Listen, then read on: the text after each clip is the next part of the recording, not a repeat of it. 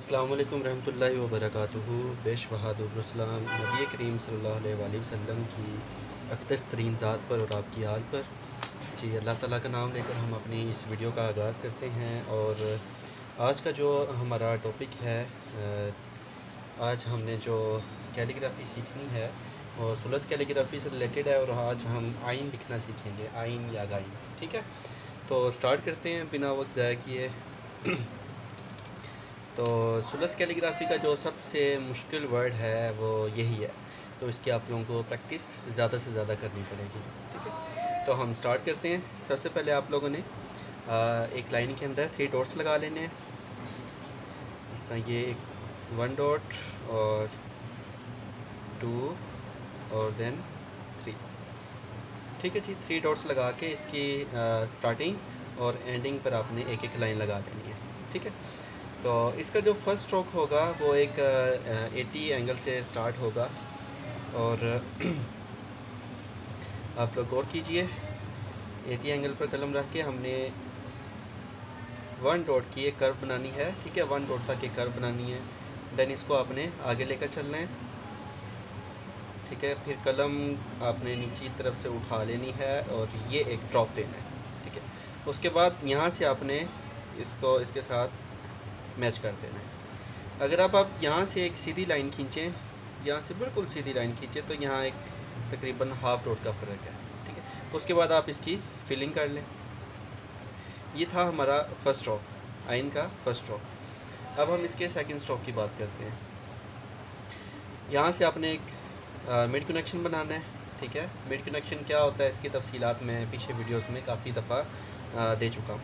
तो आपने यहाँ से एक कर्व शेप में नीचे की तरफ आना है, एक कर्व शेप। ठीक है जी, कर्व शेप। और ये कर्व शेप आपकी 2 डॉट्स तक होगी, ये वाले 2 डॉट्स तक इसकी एंडिंग कर देनी है आपने। ठीक है, ये चीज़ भी इजीली समझ आ गई। इसके जो मिड में यहाँ से यहाँ तक 2 डॉट्स होते हैं। ठीक है, यहाँ से यहाँ तक 2 डॉट्स होते हैं। तो इसका थर्ड स्ट्रोक की मेजरमेंट्स कुछ इस तरह होती है। जहाँ ये एक इसका ये एंडिंग हुई है फर्स्ट स्ट्रोक की, यहाँ आपने यहाँ से एक अपने इस तरह एंगल बनाना है। ठीक है, यहाँ एक डॉट लगाएंगे आप। ठीक है, डॉट लगाने के बाद इसकी जो एंडिंग पोजीशन होगी वहाँ एक लाइन लगाकर इसको एक स्क्वायर में आपने बंद कर दिया। इसको बंद करने का मकसद क्या है कि हमने अपने थर्ड स्ट्रोक की स्टार्टिंग चेक करनी कि थर्ड स्ट्रोक हमारा कहाँ से स्टार्ट होगा।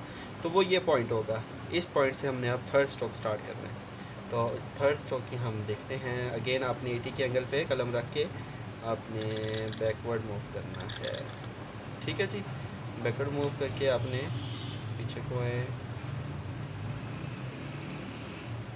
अब ये है जी हमारा आइन का जो मेन फेस है सारा।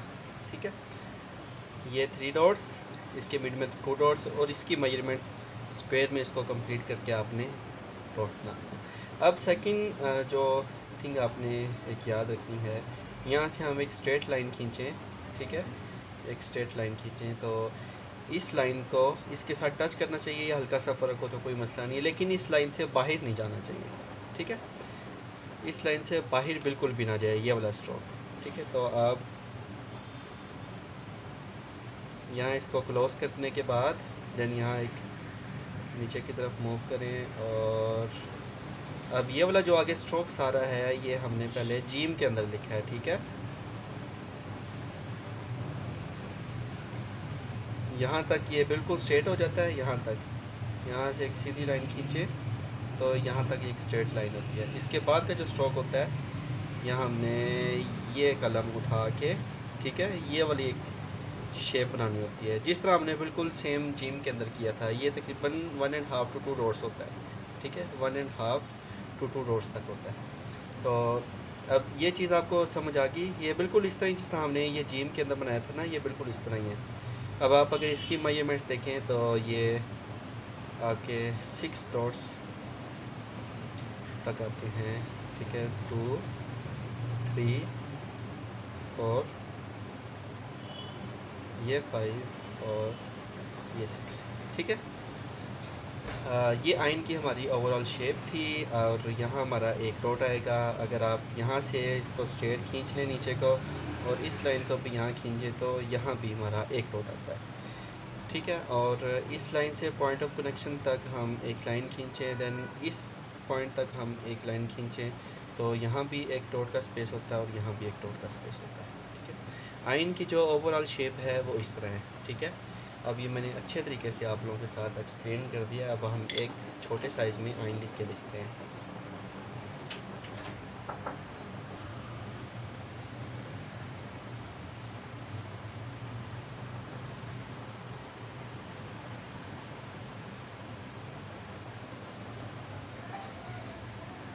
थ्री डॉट्स लगाने के बाद आपने, ठीक है, स्टार्टिंग और एंडिंग पे आपने एक लाइन लगा देनी है। देन फर्स्ट स्ट्रोक तक अपने कलम को एक कर्व शेप बनानी है। ठीक है, देन आपने ऊपर की तरफ जाके यहाँ से ड्रॉप कर देना है इसकी एंड तक। यह मैंने कलम का जस्ट एक कोना यूज़ किया है। ठीक है, और देन आपने यहाँ से बिल्कुल स्टार्टिंग पॉइंट से आपने इसको इसके साथ मैच कर दें। ठीक है, यहाँ से आप सीधी लाइन खींचें तो यहाँ एक हल्का सा वक्फा होगा। ठीक है, अब इसका सेकंड स्ट्रोक जो सा है, यहाँ से आपने एक राउंड शेप करते हुए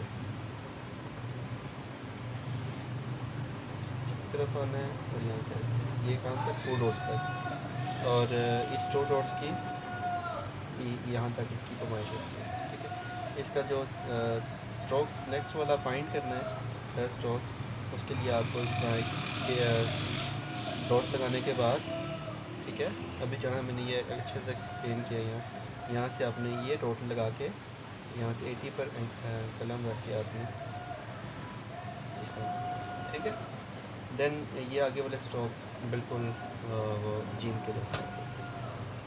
ठीक हो गया। अब इसके आप फीलिंग कर लें बाद में कि ये सबसे आसान तरीका आइन लिखने का ये होता है। ठीक है, आप लोग अब इसकी प्रैक्टिस करें। कुछ समझ नहीं आता तो आप कमेंट सेक्शन में पूछ सकते हैं, आप इंस्टाग्राम पर पूछ सकते हैं, फेसबुक पेज पर पूछ सकते हैं। मैंने सबके लिंक डिस्क्रिप्शन के अंदर दिए गए हैं। ठीक है, चलें जी, ख्याल रखिएगा। अल्लाह हाफ़िज़।